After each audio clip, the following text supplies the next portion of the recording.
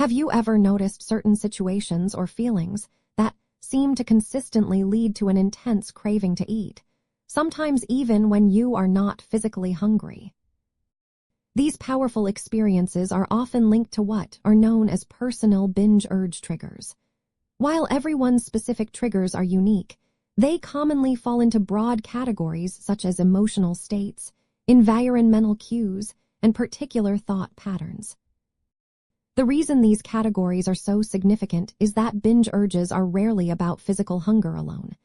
Instead, they frequently stem from attempts to cope with uncomfortable feelings or situations. When you experience stress, anxiety, sadness, loneliness, or even extreme boredom, food can become an automatic, though temporary, source of comfort or distraction.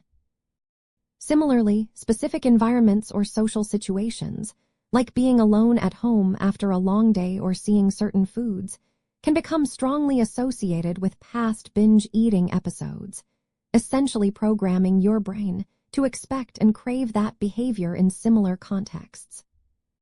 To begin identifying your personal triggers, consider starting a simple journal.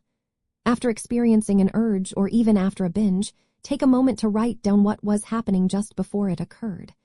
Ask yourself, what emotions were I feeling? Where was I? Who was I with or not with? What thoughts were going through my mind?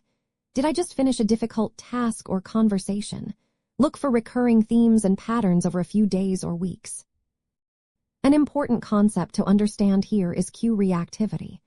This is where a particular stimulus, like a certain smell, sight, or time of day, becomes a cue that reliably predicts an urge to engage in a behavior, in this case, binge eating.